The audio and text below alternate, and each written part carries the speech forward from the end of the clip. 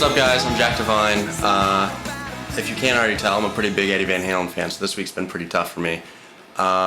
First time I ever heard Eddie Van Halen play, I was 5, and it was my cousin's ringtone, and it was the harmonic part of Panama. That part, and then you hear David Lee Roth go, ugh, and I was hooked immediately. I was like, I want to be able to make that sound. So for my birthday, my uncle got me an acoustic guitar, and I learned on that for the first 4 years. And I would tape a pen to the bridge to make a fake whammy bar and stuff. And yeah, it's just been Eddie since that day. So, he passed away Tuesday last week, October 6th. So rest in peace, Eddie Van Halen. This one's for you. Some of my favorite Van Halen songs, obviously Panama is still my favorite and always will be, just because that's the one that started it for me. And there's just something about that song. The songwriting is unbelievable and it has so much energy to it, but it's also a very simple song. So that's definitely my favorite. Then Unchained, that's just a riff that'll make you feel like you got thrown out of an airplane and landed on your back, but you're alive in the best way possible. It just engulfs you. It's so good. Dance the Night Away, just a great feel-good pop song. Oh, there's so many. Jump, Hot for Teacher, So This Is Love, Girl Gone Bad, Romeo Delight, In a Simple Rhyme, Light Up the Sky, Feel Your Love Tonight, I'm the One. Like, I could go on and on Fire, Run With It, like, there's so many. 5150, Source of Infection. So yeah, I have a lot of favorite Van Halen songs. Obviously, you guys probably already saw, but this is pretty Frankenstein. This was given to me by my friend my sophomore year of high school, but it was just a regular Strat, like a single coil Strat tremolo rosewood neck Fender Strat from the 80s, right?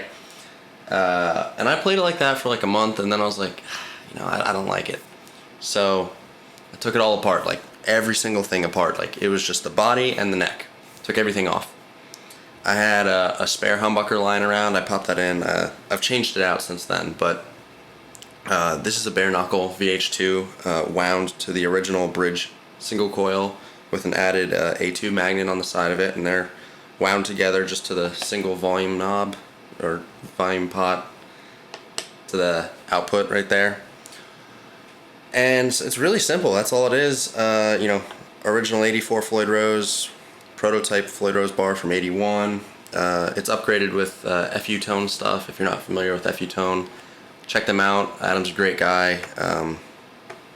He's been really good to me. So, titanium nut and locking nut screws.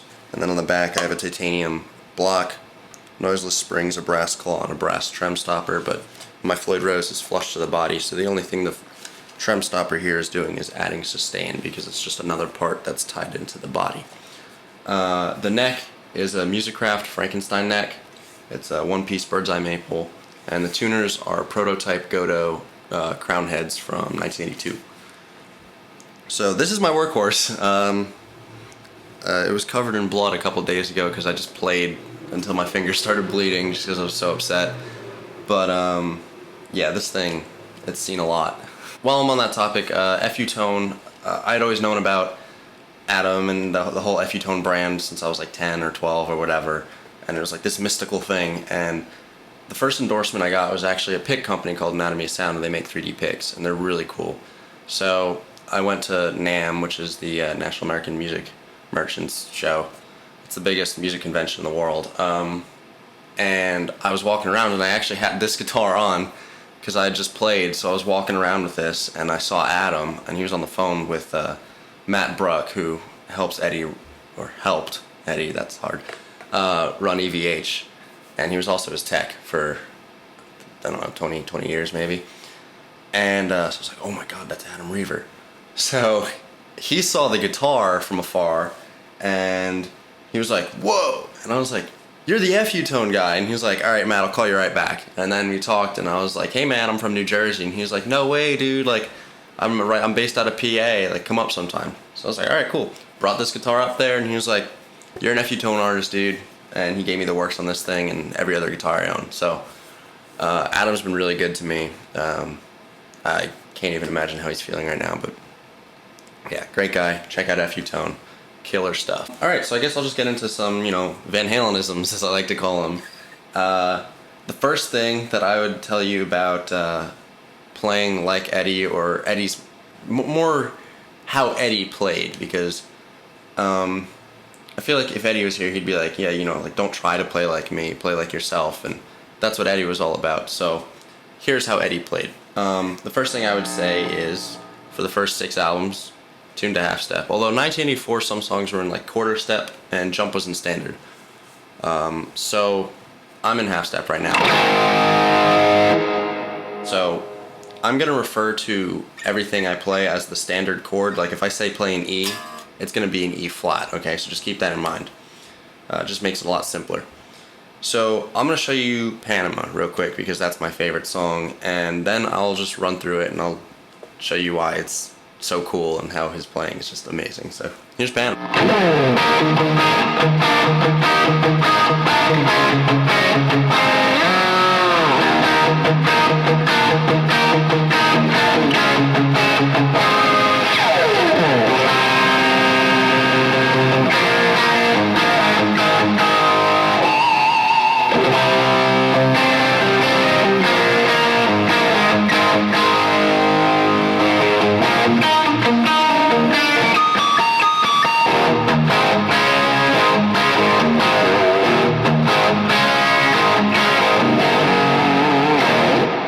So that's just the first half, or section of it, really, before even the verse comes in.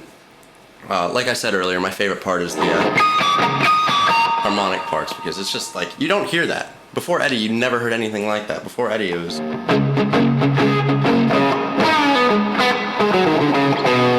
stuff like that. I mean, even that was kind of Eddie-like, just the phrasing. So that brings me to the phrasing. Eddie was a genius, and he actually started out playing on piano, and he's been heard in many interviews saying he writes a lot of the riffs on piano, and that helps with, you know, how his riffs end up sounding. So that would be on piano, be like da da da ga ba ba ga. That's all, you know. It's a sus chord, and then suspensions there, and the same thing, right? And that's just brilliant songwriting. And then you have the dive bomb there. Who thinks of that stuff, man? Pick slides. Oh, it's just so great. And then you have, they're going.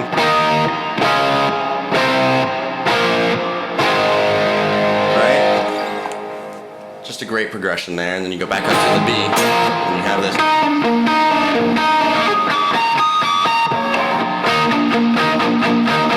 Which is just another suspension, right? You're out here, it's a B, sus4. And then you go back to the, which I've heard Eddie quote is his version of an AC/DC riff, which is pretty cool.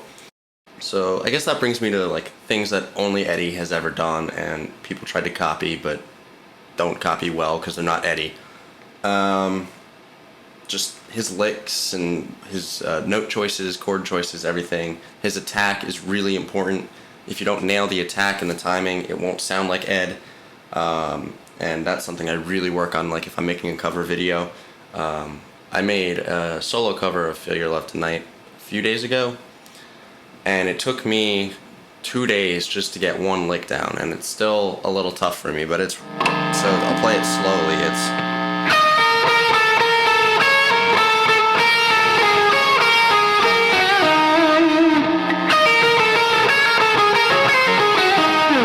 I actually messed it up that time. That's the lick, right? And then you go into the...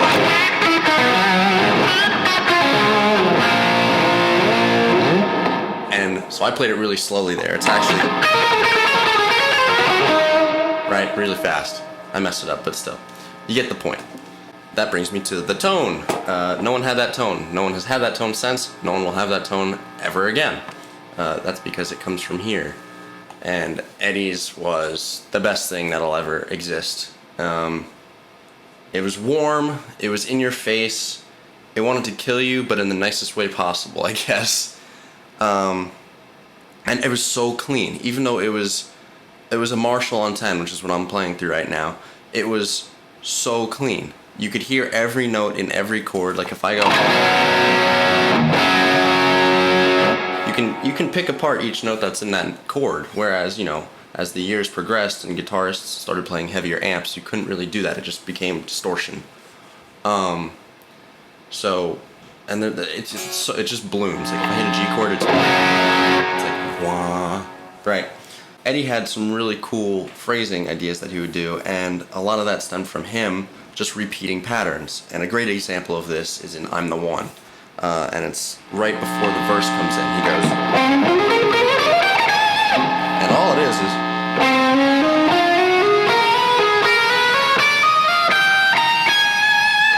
So you're just doing the same pattern all the way up, but it's the attack and how he phrases the timing of it that makes it so cool. And he does the exact same lick, just in a different place later in the song.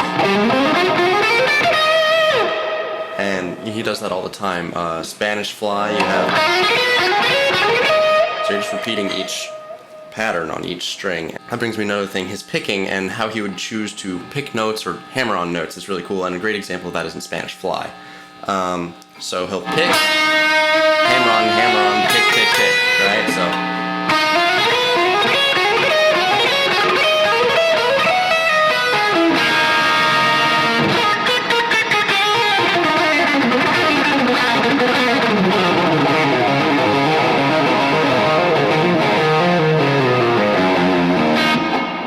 And then after that part, of course, is the tapping, which is the next thing I'll talk about.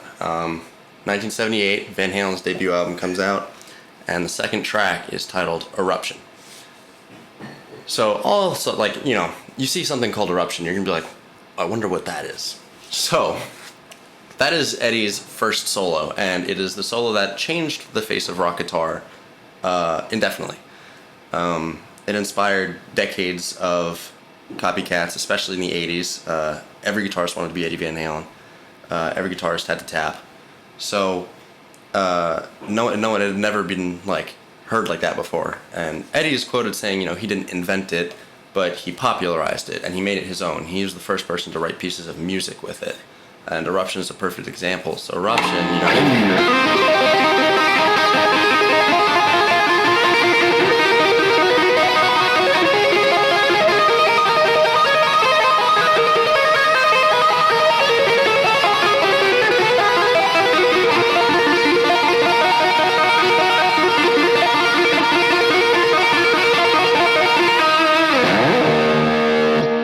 So, you know, that had never been heard before. And then he has all these cool licks in the beginning, too. The entire thing is a masterpiece. He starts off...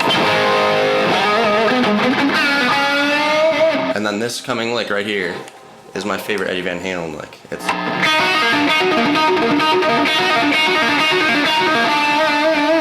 That's just so bluesy. And it's just hammer-ons and pull-offs. You only pick once. It's so easy to do, and you can do it anywhere. He does it in so many songs. He does it in Hot for Teacher, which is... Does it in Eruption. Does it in Panama. Does it in I'm the One.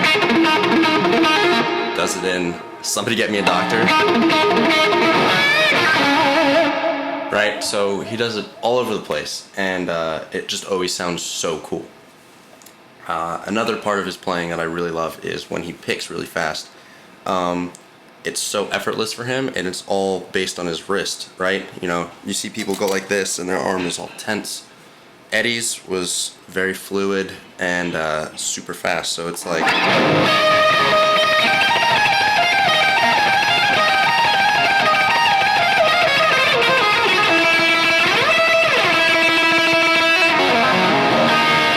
And in his solos, that was apart from Eruption, actually, but in his later solos, he would just...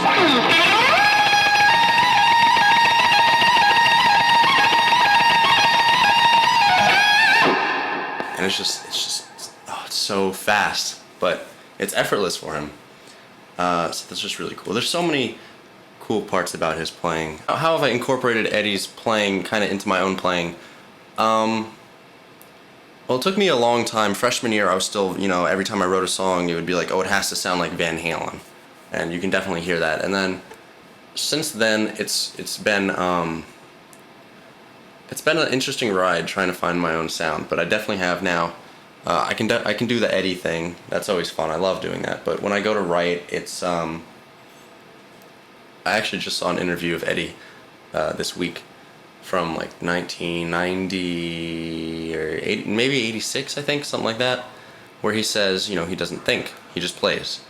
And that's kind of how I've been writing recently. I just kind of, whatever comes out, and I'll go back and work with it later. So I guess his attack, I definitely have a similar attack when I play, you know, pretty light, like my hand is pretty light, but when I hit the strings it's aggressive. But I'm not really, you know, I can dig in if I want to, but it's always kind of like a feather touch type thing, but it's hard to explain. If you're a guitarist, you kind of understand. And then I kind of man grip, what the hell is it called? Manhandle the neck. But again, my fingers on the strings are actually really light. It's just like where my thumb is and where the bottom of my index finger is always pretty tight.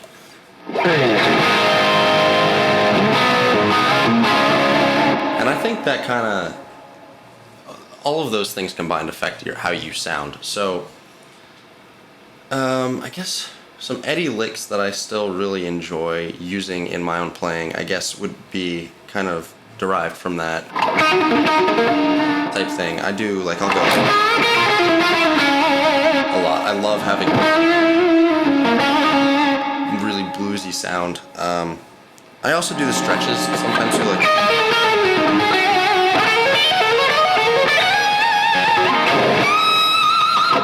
and I tap, but not as much as I used to. I used to, like, again, I was like, oh, I have to sound like Eddie because, you know, I wanted to be Eddie all my life. And then I started realizing, well, I want to be Eddie in the sense of what he did for guitar and, you know, rock music. But if I was just to be an Eddie clone, well, there already was an Eddie Van Halen. So why would I just try to do that again when I can try to be my own person and be Eddie that way? So that's what I've been doing now. You know, I'll tap like,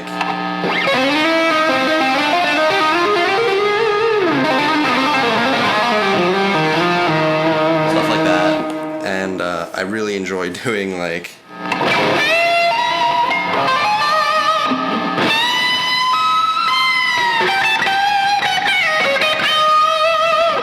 just, you know, hitting random notes here and there. It sounds really cool.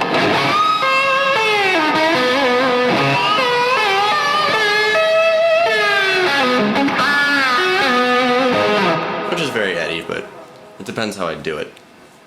Another thing that Eddie, you know, really popularized was the use of a whammy bar, and he actually helped invent Floyd Rose. Because originally, Mr. Floyd Rose had given him one without these right here, which are called fine tuners. And the reason you need these is because it locks here at the nut and here at the bridge. So that way, when I do something like,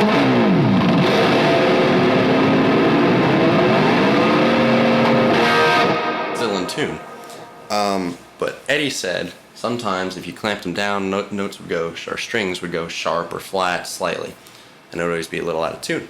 So he was like, hey, like, can you make me some fine tuners, or finger tuners as he called them? And so now you have the Floyd Rose that we all know and love, or hate depending on who you are. I love them.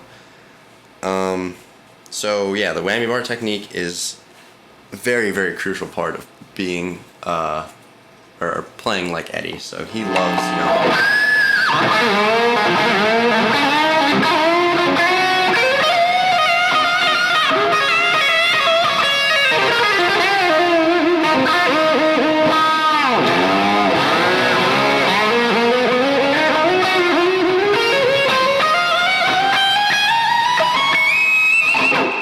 loves doing stuff like that. This is one of his favorites.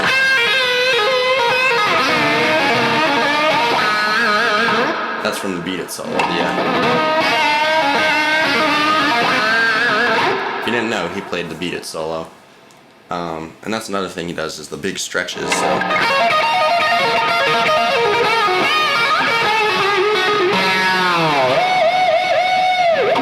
Right, and oh, harmonics too, you know, he loves it.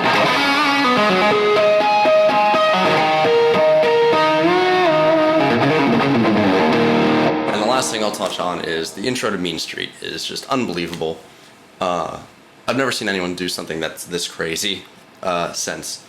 It literally looks like he's just slapping the fretboard, and it's musical. So.